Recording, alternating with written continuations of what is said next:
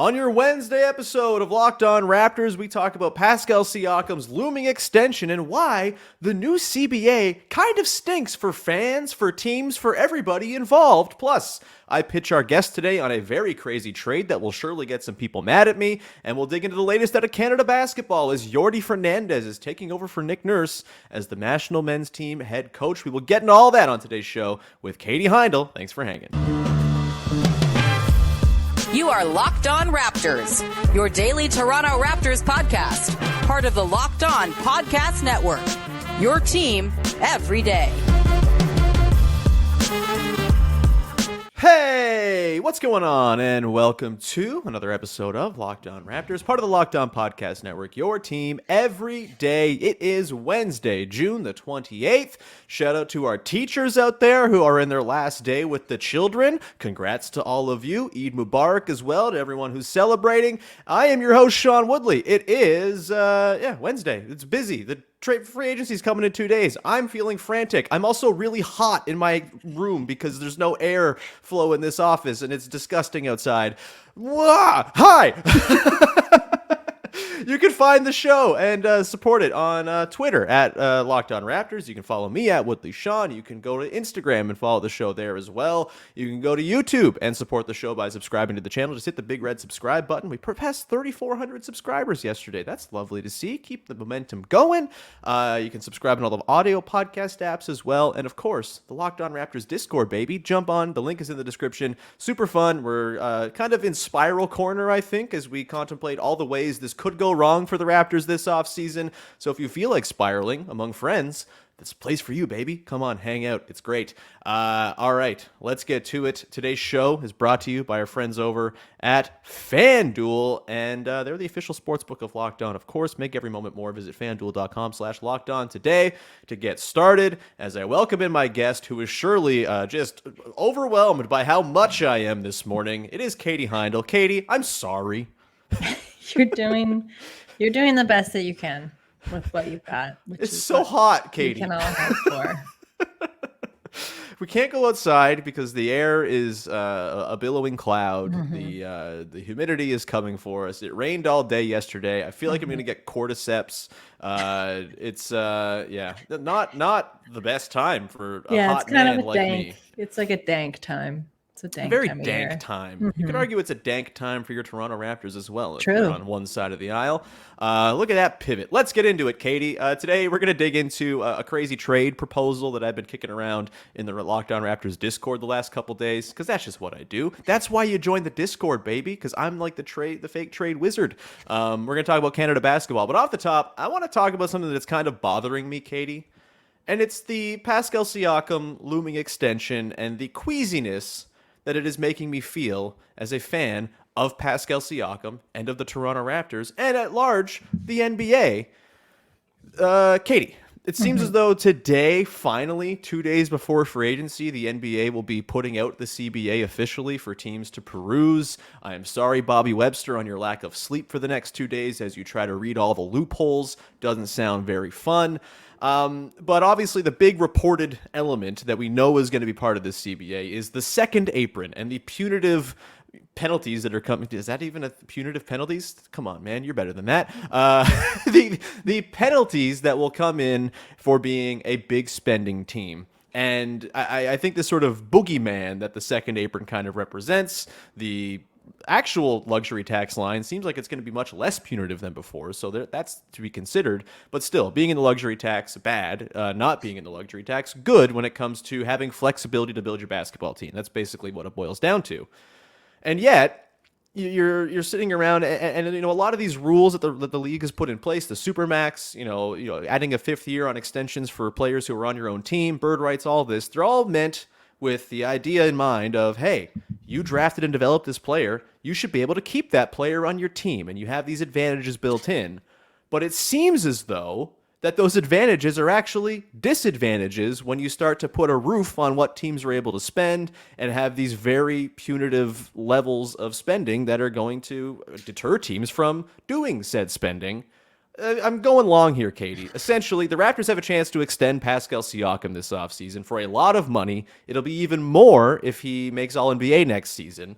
And that should be exciting for people. Pascal Siakam wants to be in Toronto by all accounts, an all-NBA player, two-time all-NBA player, of which there are 187 in the history of basketball, wants to be on the Toronto Raptors for the long haul. And yet, it feels like it might paint the Raptors into a corner financially from which wriggling will be very difficult. And I think that stinks, Katie. I hate the new CBA. It makes it so you have to root for numbers and not players. And it just really, really kind of bums me out, Katie. Do you have any thoughts on this? Am I like just too much this morning? And am I a little too angry about this? But where are you at? Please help me out. I need to calm down. I mean, I need to see the whole thing because we've only heard, and this is what's been the heaviest reported, right, for couple months now. But I really don't think that the athletes that represent, their colleagues in the players union would have negotiated something that would shoot everybody in the foot. Like obviously there's tiers, to how much athletes earn in the NBA in terms of like superstars kind of on down. My sense is something like this is going to shake out more within a few years. And that goes for teams too. Like, maybe it's to curb superstar, supermax contracts that are actually more weighty for players that, I look at somebody like Russell Westbrook. I mean, I always look at somebody like Russell Westbrook, but especially for that, right? With just like an albatross of a contract. So in a way, I guess, and like this is me trying to find the silver lining for, athlete autonomy. But in a way, I can see the benefits in that case, right? That's not what we're talking about with the Raptors. I don't necessarily feel for teams because another thing that I think is going to happen with the CBA, and you and I chatted about a bit, is it's going to make it more difficult for cheap owners, GMs, and front offices to continue operating cheaply and on a shoestring and like penny pinching. And I don't mean like being smart with money. I mean, just being outright cheap and not paying people. Again, I think that's something that will probably take a few seasons to shake out. I don't hate that because I definitely they have, we both we're on the side of not the people who are like, my favorite basketball team's going to go broke. Cause they're never, that's never going to happen. You don't have to be worried about a basketball team running out of money. Your owner will be just fine. The sovereign wealth that comes in will, help it out quite a bit. That happens too. And to be fair, most billionaires are cheap. So I think, again, I find that part of the CBA, I don't mind it.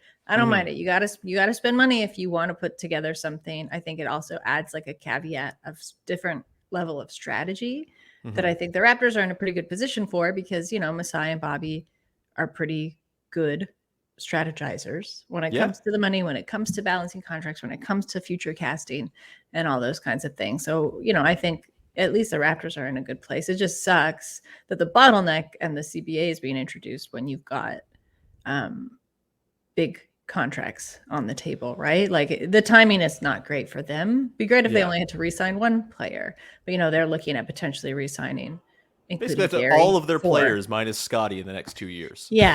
But just the summer alone, I mean. So it's gonna get I think they'll have to pony up. They're pretty good, notoriously for staying under the cap. Maybe this year they decide to go over a little bit because they need to keep Pascal. They've said they want to keep Pascal. They might not end up doing that, right? And I think that's what you're here to try and convince me of. But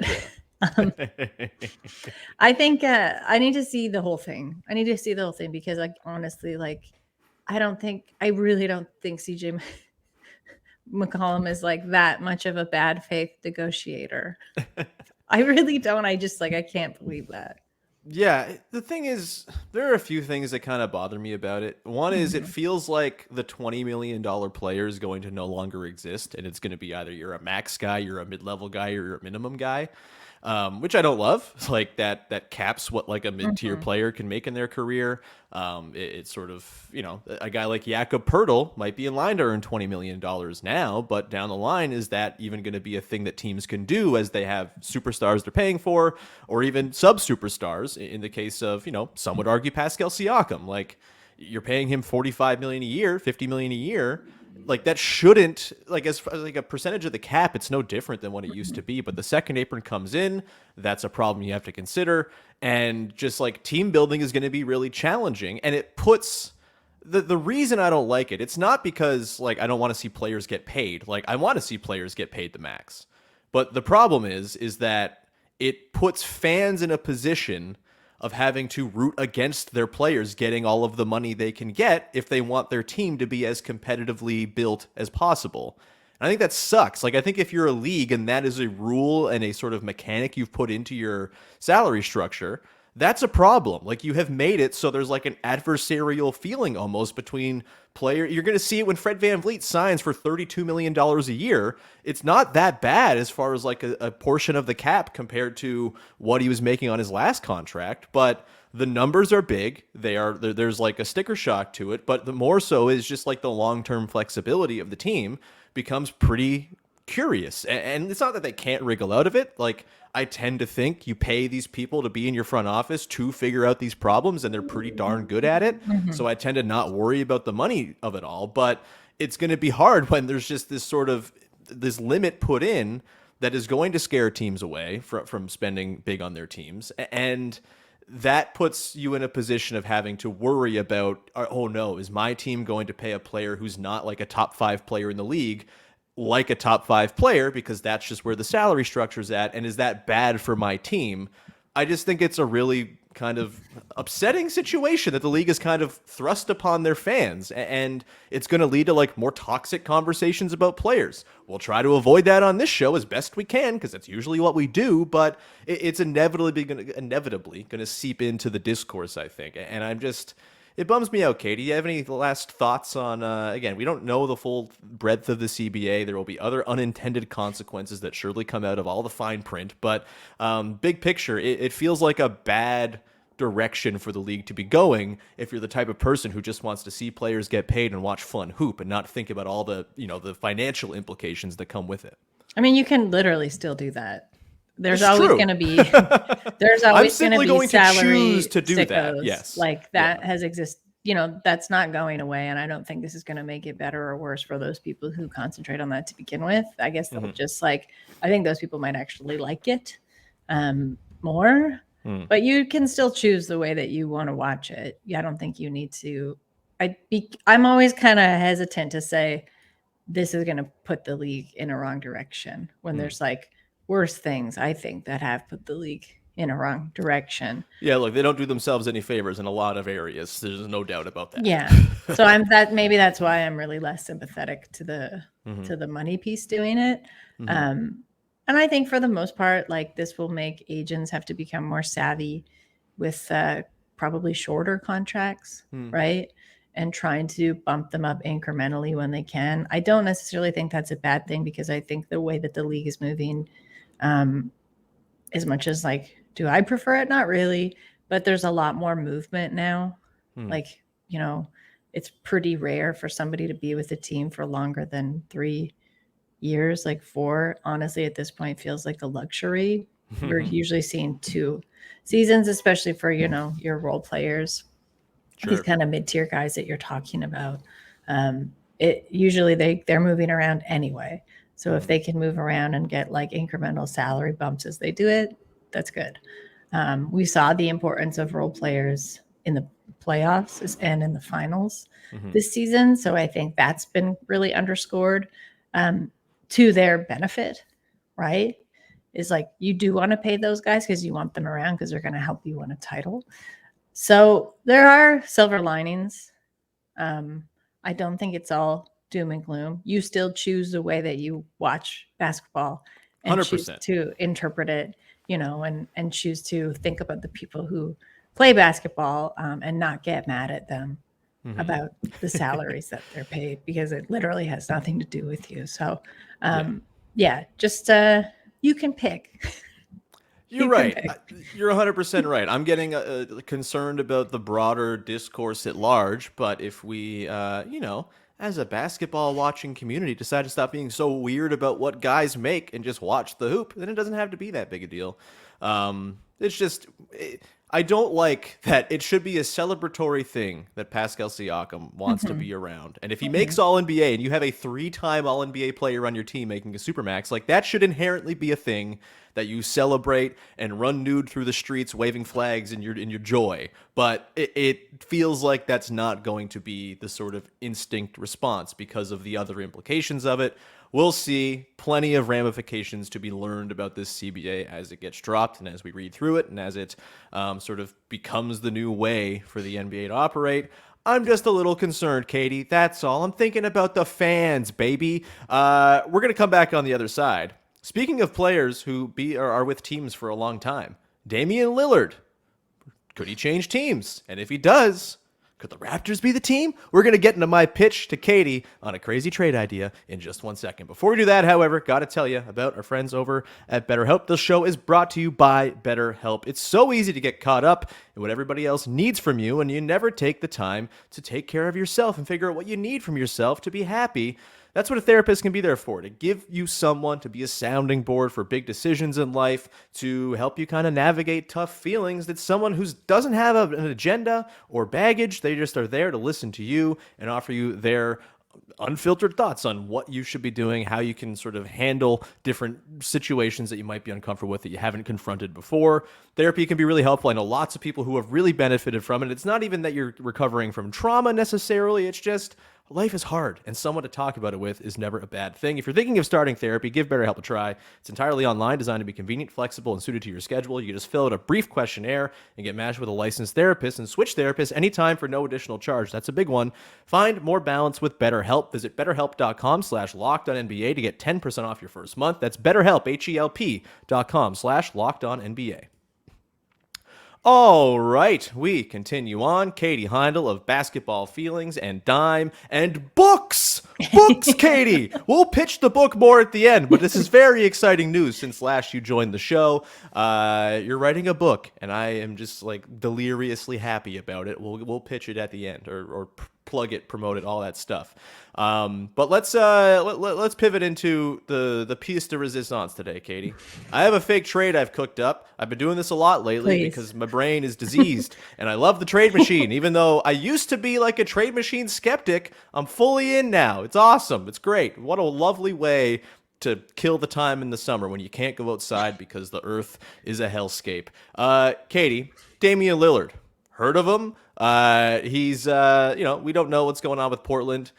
All sorts of varying messaging and, the sort of non-committal responses to questions about his future, et cetera, et cetera. But in the event that Damian Lillard does in fact say, you know what, Portland, it's been a slice, but it's time. I think the Toronto Raptors should be calling them up and trying to make something happen. This is one of these sort of opportunistic moments for the Toronto Raptors, potentially. This is a thing Masai Ujiri likes to jump on. And if you look around the landscape of the league, you look at the money Damian Lillard makes. Oh, no, we're talking money again. And you look at the potential trade partners for him. I think the Raptors can come up with a pretty compelling offer that might be the best thing they can get in Portland to set themselves up for a long and fruitful future. Katie, can I pitch you this fake trade? Try your best. All right. I'm bringing it up on the screen right now. If you can't read it because it's small, the Toronto Raptors received Damian Lillard. Ever heard of him? Again, the Blazers received Gary Trent Jr., an old friend, Chris Boucher, Scottie Barnes, and Thad Young for salary matching reasons. But Scottie Barnes is, of course, the big ticket guy going back the other way. You create the Scottie Scoot tandem that Raptors fans were thirsting over before the NBA draft. You get Damian Lillard on a Raptors team where he, in theory, gets to play alongside Fred VanVleet, Pascal Siakam, OG Anunoby, Jakob-Poeltl. That's probably the best set of players he's ever played with in his career. As much love as I have for the Wes Matthews, Nick Batum, LaMarcus Aldridge, Robin Lopez teams, I think you could really say that this Raptors group would be the best supporting cast Damian Lillard's ever had. Obviously, you got to give up Scottie Barnes to do it, but Katie, I kind of think this isn't crazy, and I kind of think the Raptors should maybe give Portland a call. It's pretty nuts, my friend. And weirdly, the person I feel the worst for is sending Gary back to Portland. in the Yeah, mix, you know? that's fair. He gets out of that situation. It didn't seem like it was a bad situation, but he'd just be going back to a different team with too many guards taking his minutes, I guess. I don't think they're ready to cut from Scottie this soon, even for Dame. I know we went through the whole KD for Scottie rigmarole last summer, but I think that ticket a little high for them, because my only thing would be, and maybe this is just like a baked in insecurity of the Toronto market, is what entices Dame to stay. Well, he's on a deal for 5 more years at a pretty unmovable contract, and the team would be very good. They would be good, but I don't know. I guess maybe you're living in the Pacific Northwest. You're coming here. Yeah, you get the smoke from fires. Sure. It's all the same. It's great. Yeah. I don't think it's gonna happen. Look, it's not going to happen. It know works. this. Sure, Yeah. you did break the trade machine. I did get the big success check mark. It's a very it does satisfying feel thing good to when that get happens, that. Katie. I mean, I'm kind of up surprised you didn't make it a little bit wilder. The only time I fire up the trade machine is just to do something out of control. See, I like to think I have a brand to uphold, Katie, and I like to think I'm actually pretty good at coming up with fake trades that make people go, huh. Because, the ideal fake trade is one where both sides are kind of mad about it. And I think that would be the case with this one. Blazers fans would be like, where are all the draft picks? This is ridiculous. Raptors fans are like, Dame's too old. What are we doing? And usually, if both sides are upset, something good is going on in that trade machine construction. Look, the reasons to not move on from Scottie Barnes are obvious. He's very good. He's 21 years old. There's a whole lot of potential there. But there's also the potential that he never even becomes as good as, say, Pascal Siakam is right now. That's on the table as just an outcome, because that's how the NBA goes. It's hard to become a top 20 player in the league, which is what Pascal Siakam is. And so the argument is, all right, you've got Pascal on your team now. This is a way to maximize Pascal's window. A Pascal, Dame, OG, Fred, Poeltl starting 5 is like maybe the best lineup in basketball. It's really bloody good. Dame is like a walking top 10 offense. You wouldn't have fewer than, you'd have all 48 minutes of Fred or Dame running your offense and being out there in all likelihood. The team is very thin. We talk about the second apron. They would certainly be a second apron team very soon, but it's probably worth it for a roster where you have Dame and Pascal and OG and Fred and Yak, with Grady Dick and Precious Achiuwa and Christian Koloko, kind of, that second wave of shadow core guys. You're not This is just primo. At all. It's primo off-season stuff for me. Oh, Katie, it's June the 28th. Of course, this is the content we're putting out. There's just there's nothing else right now. But yeah, I'm not saying it's gonna happen. I'm just saying, pick up the phone just to say, well, hey, Portland, what do you think about this? Mike Schmitz loves the draft. Maybe he was high on Scottie Barnes back in the day. I don't know. There's something to like a Scottie, Scoot, Shaden Sharp core of guys to go forward with too. That would be very fun, if we're talking about it from the Portland end of things as well. And I frankly think the reason I'm interested in this is that I don't think any other team out there really has a very compelling package for Portland. It's why I've almost thought Dame is going to stay in Portland and kind of leaning that way.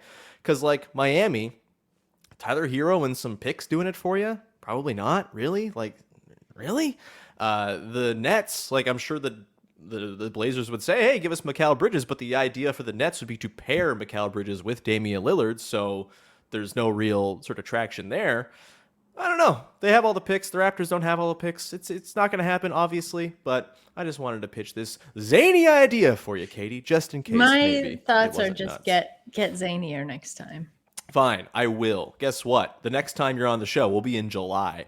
That's when things get real dumb. Yeah. Cool. Let's come back on the other side, take a quick break, and we'll dig into Jordi Fernandez taking over as the new head coach of the Canadian men's national basketball team as Nick Nurse stepping down. Seems like because Daryl Morey asked him to. We'll get into that coming up in just a second here. Before we do that, however, I pressed the wrong button. There we go. Today's show is brought to you by our friends over at FanDuel. Baseball season is in full swing, and there's no better place to get in on the action than FanDuel, America's #1 sportsbook, because right now, new customers get a no-sweat first bet up to $1,000. That's up to $1,000 back in bonus bets if your first bet doesn't win. Just go to FanDuel.com/lockedon to join today.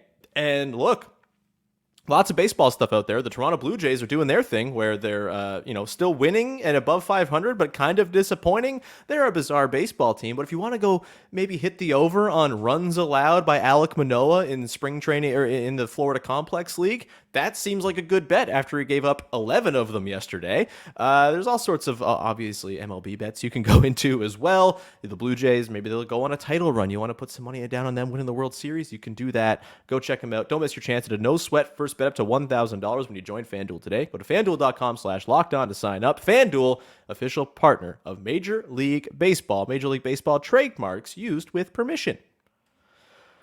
All right, rounding things out here with Katie Heindl, who surely is just waiting, counting down the minutes until this whole energy is no longer yelling like Animal from the Muppets into her ears. But I'm very thankful you're here either way, Katie. Let's talk Canada basketball, shall we? The news came down yesterday, kind of a surprise report, I suppose, that Jordi Fernandez...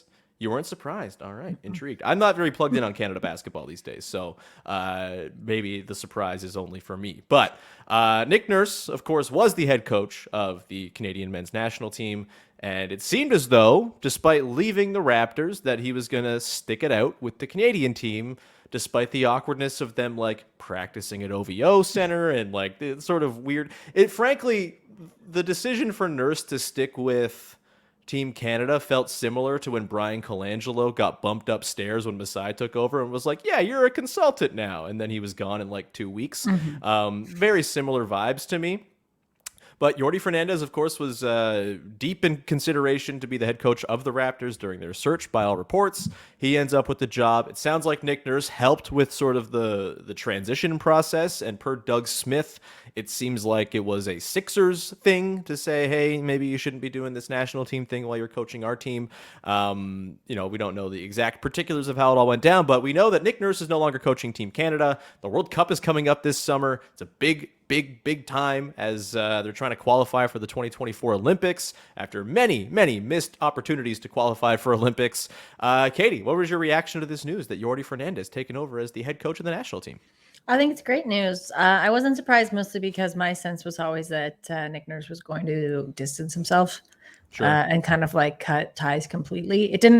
The hire to begin with never made sense to me. It seemed more of like, what's the word I'm looking for? Kind of like a glamour hire. Sure. You're in the room. You're famous. You have a guitar. Yeah, because of just like the timing, right? It was like he was the hottest coach at the time to bring him on. Not to say like, he didn't do an okay job in the role. I think like he actually could have done better, but there are other circumstances that we cannot be aware of because we weren't there. But the rosters that he had were pretty decent. Yeah, I think credit to him, like he got the commitments of all of these guys, right? Like he got the commits. I think the critique you could make is like, oh, they didn't really have that much time to practice together, just given playoff schedules and things like that. Sure. But it didn't ever make sense to me that he would stay with Canada basketball when he left Toronto. It makes even more sense to me that Morey and the Sixers might be a little territorial of their new guy in terms of like, well, your focus has to be here on us, on our team. Maybe if he was like, no, this doesn't make sense. It's like maybe if he was in that job for a couple seasons, but then they're not. Why would they? Just scratch that thought. That's a deep summer thought too. Deep Summer Thoughts, a series coming to you this August on Locked On Raptors. And I think there was probably some disenchantment. I don't know, maybe on both sides of things.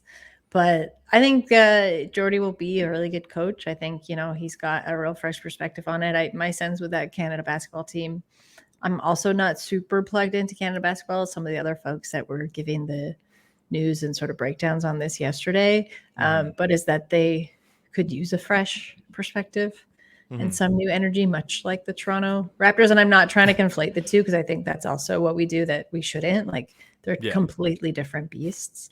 Absolutely. But I do think that sense of fresh perspective and, hopefully getting also some new players on that team, bringing back like the big names, but getting some new guys and really actually be a competitive group. It's probably a good thing. And it also gives like Jordi some chance, right? Some opportunities as a head coach. So I like it. I don't think it's like super dramatic, but I was a little surprised at the surprise, but that also seems to be my vibe this whole summer with things that have happened. So I don't know if I'm gifted the gift of foresight or something, but yeah. Yeah. I mean, I guess because it's such a pivotal summer with the World Cup, I just assumed, okay, maybe it's awkward for now, but like it's probably a little damaging to change the coaching staff a month and a half before the tournament starts. I guess they felt differently and that they can make this work. And look, Fernandez does have pretty substantial international experience working with Mike Brown for Team Nigeria, a team that was kind of the darlings of, what was it, the last Olympics? I don't know. I've been completely disaffected by Canada basketball ever since they lost to the Czechs and didn't qualify for the Olympics. Sucked. Yeah, it's like, okay, really, we're doing this again? Like, I guess I do have a Fed, critique, like... and it's that a lot of these decisions for Canada basketball always seem to come as afterthoughts. And I think, well, this one will pan out well just because of who they've got. It also, the timing of it does seem like a little bit of an afterthought. And I don't know, we could critique, like, we should maybe critique more the Canadian, like, Canada soccer, Canada basketball, like there are Canada soccer. I know, but these become like almost like legacy, like weird legacy projects for certain people and boards involved, rather than let's actually try and make a system that works for its athletes, and is something prideful in the end. They don't really seem to be that yet, so maybe this will change that for Canada basketball. Here's hoping. I think Canada basketball has its stuff in order a little better than Canada soccer does. Yeah, right now, again, but I didn't mean that. I didn't mean No. it's like so deep in the Canada soccer's messed up. It's actually like there's going to be a documentary, I think, about how much there of a should disaster be. it is. There What a absolutely mess. should be. Yeah. But yeah, like Canada basketball, I think they do have a lot of work to do to like actually make good on this era of players. And it's not just like, I think there's maybe this thought that, oh, like they missed their shot in the last couple. Like, no, they're going to be fine. They have Shea and Jamal Murray and all these up and coming young guys. Like they're going to be, if they do it right, like a force on the international stage for a long time. They have the talent to do it. They got the commitments, which is still great. I'm assuming those will carry through despite a new coach coming in for Nick Nurse. And so I think there's reason for optimism, but yeah, it's, just, I guess the last goodbye to Nick Nurse and any sort of shred of ties to the Raptors, I guess, is sort of the Raptors-y tie into this one. Bye-bye, Canada buddy. hockey's bad too. Canada hockey is maybe the worst of them all. So let's just like, that's all to say, like it shouldn't take too much to be a good organization out of the ones that we've got. The fact that Canada basketball, of the three we've talked about, is clearly the most together and organized is perhaps troubling. Boy, oh boy. Last one, this was kicking around in the Locked On Raps Discord yesterday too. Do you think Nick Nurse gets booed when he comes back? Yeah. Yeah. I think. Like, is it like a playful booing? I don't think it'll be like a Vince Carter style, full arena boo, but I think there'll definitely be a smattering. I do. He did win a championship. Yeah, but I think Toronto fans are petty to a degree, and the bloodlust is real. Yes. It also just might be like pent up frustration of the last messed up few seasons, this is the target. Like this is the guy you're going to take it out on. But I think there'll be a smattering. I think he'll get he'll get polite cheers for the most part, but you'll hear some boos. I feel like first time there will be it'll be the most boos will be the very first time. Yes. I think that will sort of dissipate as time goes on and time heals all wounds, etc. If he says some more weird stuff about, if he comes out with some more like metaphysical style quotes, like existential rather, then maybe. Yeah, maybe people just bring like signs with quotes from that weird presser in Philly. I don't think you could fit it on a sign. No, I don't vibrate on the frequencies of the past. Some sort of like coordinated mocking guitar riff of some kind. Like everyone brings like a fake guitar. I don't know. Too much work. Yeah. The guitar There's was a look. I'm glad we have not seen Darko Rajakovic running around with a guitar yet. Gotta say. All right, let's leave it there, Katie. We've covered a lot today. I need to apparently go like take a nap or something because I have too much energy. Might have heat stroke. I might have heat stroke. Can't go outside, so we'll see. But either way, this was a blast. Thanks for hanging out as always. Do you have anything you'd like to promote for the good people out there? Yeah, I'm writing a book. Yeah, you are. Release date very much TBD, mostly due to the fact that I got to write it still. But I'm writing a book with the fantastic people at Transit Books. Yeah, if you subscribe to Basketball Feelings, read Basketball Feelings, you have a pretty good idea of what the structure and the book might be about. But I've got some pretty big ideas for it. So it will be different. Very, very exciting. Can't wait. I've already texted you my book blurb to put on the cover, and Thank you. It'll be a surprise. We'll reveal it when the book comes out because you'll definitely use it, and we will leave it there. And I'll be on TVO, The Agenda tomorrow with Vivek Jacob, actually talking about the Raptors. So Locked On Raptors takeover on TVO. This is incredible. So you can catch that tomorrow. Please wear your T-shirts. I'll send you some merch to wear. Thank you. Yeah, no, that's awesome. Everyone go watch TVO tomorrow and support everything Katie does. It's the best. Go be a paid subscriber to Basketball Feelings. Can't recommend it enough. It's just the best thing that comes to my email. It's like Gap coupons and Basketball Feelings are the only things I get emails for, and I like one of them much more than the other.